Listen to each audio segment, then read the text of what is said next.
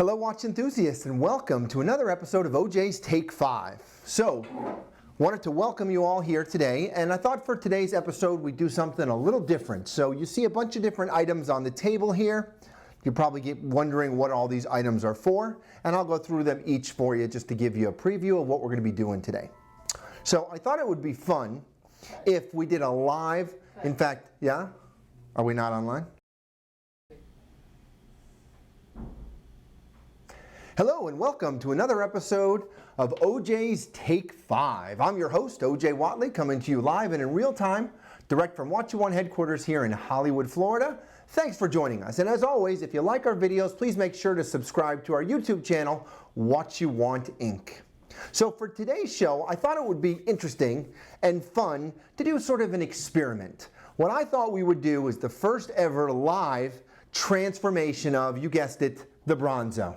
So I've been reading online a number of different blog posts and such talking about how to restore your Panerai Bronzo to its original condition, removing all of the oxidation and patina. And so I thought it would be fun just to do it online, live and online with you guys here, and we can sort of see that transformation. So I'm going to start that first because they say you're supposed to allow it to sit for about 5 to 10 minutes, and I've got some tools here and we'll see what it looks like. So the first thing I'm going to do is quickly remove the strap and buckle from the watch, because we're just going to put the watch in the solution and not the whole watch. I mean, not the strap, obviously. So I'm going to quickly remove the strap so we can put just the head in this solution. So it's been recommended that you can use ketchup, you can use some kind of acetone and the like, and of course acidity is the key to removing the patina, so I've read. And so they talk about lemon juice, they talk about 7-Up, things with carbonation and the like. So what I have prepared here is I've got a bottle of Fanta fruit punch. It's carbonated, and they say that the fruit punches or the fruit mixes seem to work better than just the pure lemon one. So I've got a bottle of this Fanta strawberry drink, and I've got this real lemon. So this is lemon juice. And so I'm just going to put this watch, make sure it's closed up, of course, but I'm going to put this watch in this cup, and then I'm going to fill the cup with the soda and the lemon juice, and we're going to leave it there for about 10 minutes. And in 10 minutes, we're going to take it out. I'm going to brush it with a toothbrush, and we're going to see what this thing looks like. So there it is. It's submerged.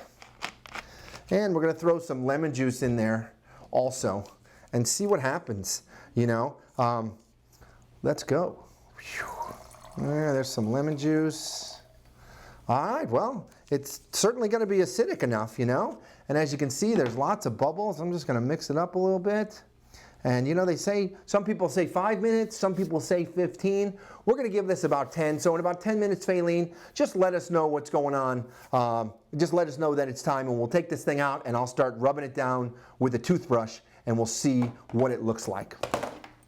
Just a quick wrist check. So you got the Bronzo normally on my left wrist, and then today I'm wearing the King Conquistador chronograph. This is the biggest King Conquistador they make. I'm going to do a close-up for you guys with the electric blue dial.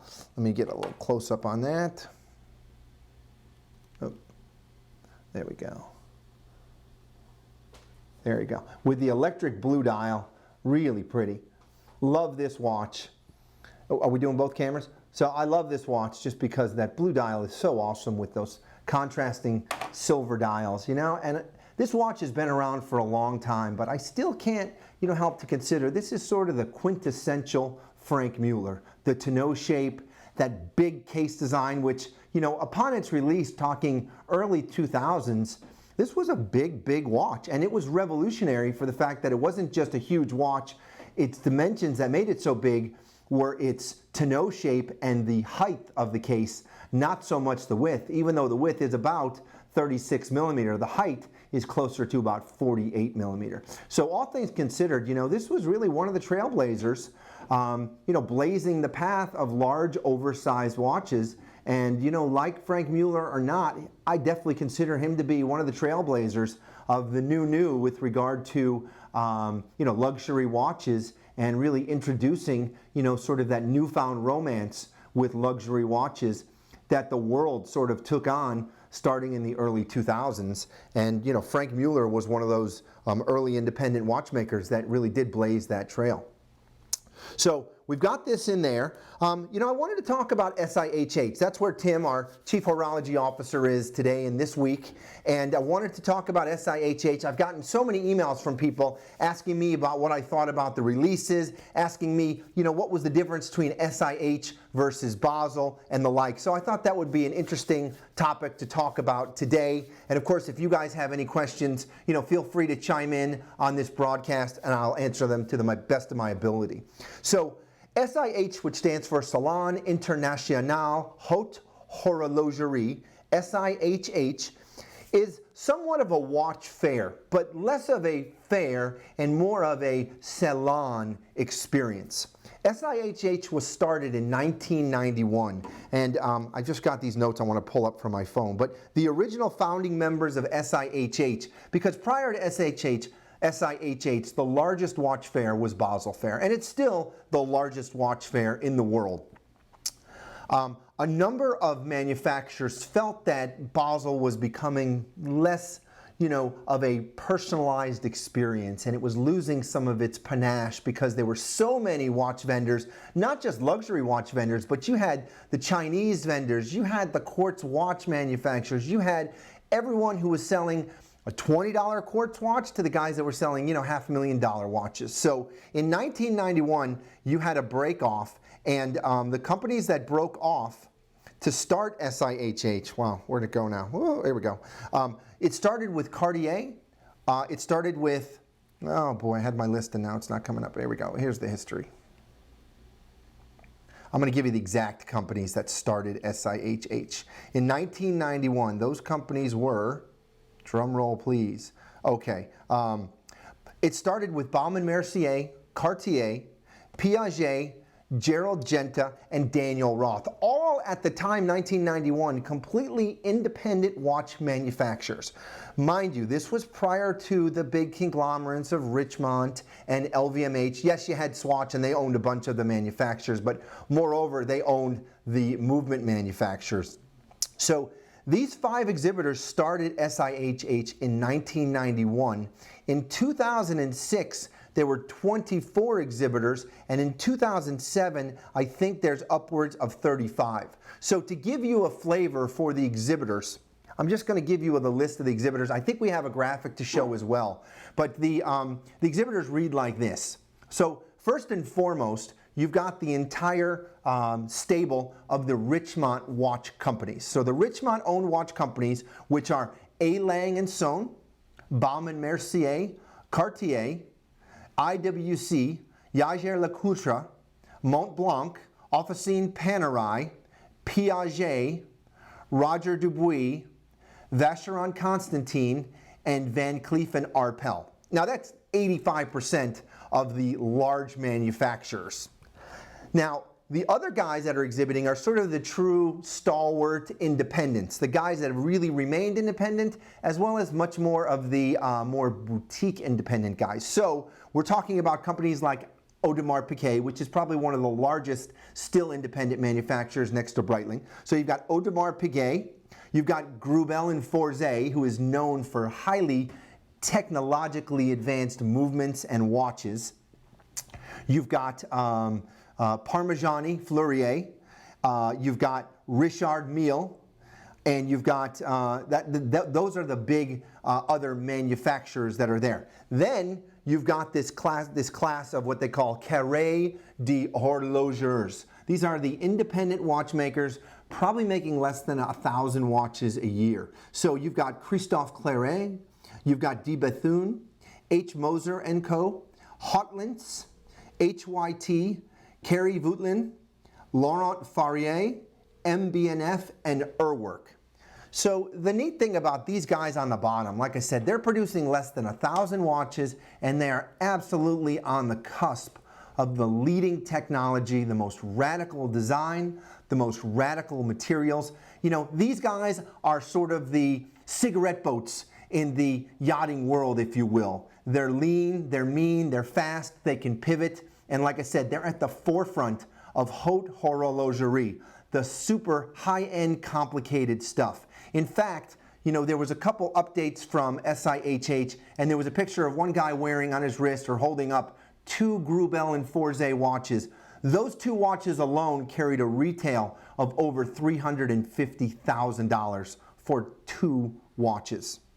So SIHH has really become sort of a presentation, if you will, where each of these manufacturers is now basically presenting all of the stuff they've been working on for the past year in terms of their newest designs, their newest aesthetics, their newest groundbreaking technologies, in-house movements, as well as their most technologically advanced materials. So as such, for example, from Panerai, you're seeing a watch that is a Carbotech, that has a special movement, that doesn't need to be serviced for 50 years. Now, incidentally, that watch is being made in only 50 pieces and will have a 50,000 euro price tag. Only 50 pieces, but it's a super special movement that doesn't need to be serviced for 50 years using a lot of silicone and the like. Super high end, and this is sort of like a pet project for them. They also created another submersible that is some kind of lab. I've got the name, I just can't see it in front of me, but it's a special material that is different from stainless steel or titanium, and it's more of an alloy. That's, for example, what Panerai has released were a couple of those special pieces. Now, incidentally, they did release prior to SIHH, but they're debuting it for the first time in person, the newest Bronzo, which is a traditional 382 Bronzo, time and date only, no power reserve, that's the 507.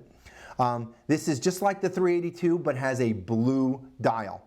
So that was sort of their groundbreaking release for SIHH. So those 3 pieces really stole the show. Let's see, Mont Blanc released a very cool convertible pocket watch and wristwatch that doubles as a rally timer. So it's very auto sport inspired, ceramic and carbon and black with accents in red, just super cool. So there's some really neat pieces there. But the idea behind SIHH is it really is sort of a opportunity for each of these companies to really put out their best, their brightest, showcase, you know, where they're seeing, you know, their future trends lying in terms of materials, technology, and the like. The idea behind SIHH is, like I said, these manufacturers felt that Basel was just becoming too crowded. You know, Basel is now like 4 different auditoriums and literally takes 4 or 5 days to go through that, whereas you're talking about, you know, 35 manufacturers, exhibitors at SIHH. So it really is a much more personalized, much more salon-oriented type of experience. Not only that, but it's by invitation only, although this year, for the first time ever, they've opened attendance on the last day to walk-ins, if you will. Prior to that, you needed a special invitation directly from the manufacturer or the brands, and it was pretty much confined to authorized dealers and people who were friends and ambassadors of the brands, as well as some of their largest customers, guys that were buying subscription pieces and the like. So Feline has told me that 10 minutes is up, and so we're going to pull out this Panerai and see what she looks like. All right, we're going to look at the small camera here. So I'm just holding it over this, and I'm just going to, oh wow, I'm just going to show you what it looks like. First of all, it looks a lot paler, that's for sure. Wow, look at this, and you can see where the patina's rubbed off.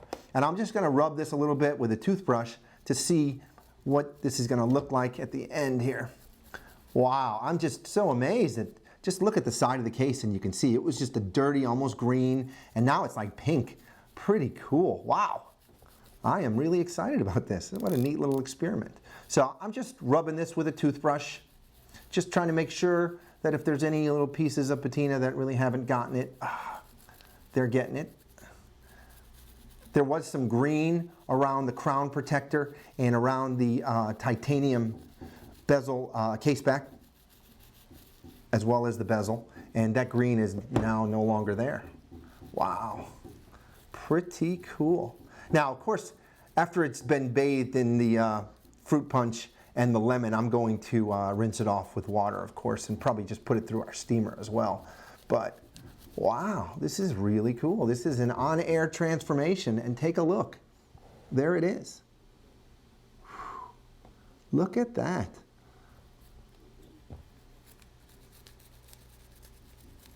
Okay, something I wanted to talk about. We are doing, for the first time on our Facebook page, a special giveaway. We're going to be giving away 2 very cool items. The first one is this Breitling the book. So it's called Breitling the book, and the way it's designed is it sits on your bookshelf or on in your library, and literally it looks like a special Breitling book. And the idea is that no one is the wiser that this is just a book sitting on your bookshelf. But in fact, this is a personal, what I call stash box. Come on. This is a personal stash box slash personal safe or valet. It's got its own lock and key, and it opens up. Oops, I just locked it. There we go. It opens up, and you can keep watches in there. You can keep, I personally can see this sitting on your, if you weren't using this on your bookshelf, you could probably leave it in your desktop drawer as a gun safe. But very cool, very utilitarian. These things are super rare. I've seen these going on eBay for anywhere from $125 to $299. They've never been made available for sale. They're only available as swag through authorized dealers. And I think most of the time the authorized dealers keep them for themselves. I got to tell you, because I really haven't seen too many of these. So we are going to be giving away this Breitling personal stash box, as I call it, along with a special IWC keychain. These are original swag items direct from the manufacturer. So this is an original IWC keychain. I'm going to hold it up there. Complete with all the original box and booklets and all that kind of stuff. These also I've seen on eBay going for as much as $150. So we're going to be doing a giveaway on Facebook. Look up What You Want on Facebook. All you have to do is, in response to our giveaway, like our page, forward our post, and respond with a picture of your favorite watch. Now, hopefully that's going to be a watch taken from our website. We're not grading on quality, nor are we choosing our winner based on the quality of the photograph or the quality of the watch choice. As long as you put up a picture of a watch and you forward our post, you are entered to win in our raffle. We are going to be closing the raffle next Monday at 5 p.m.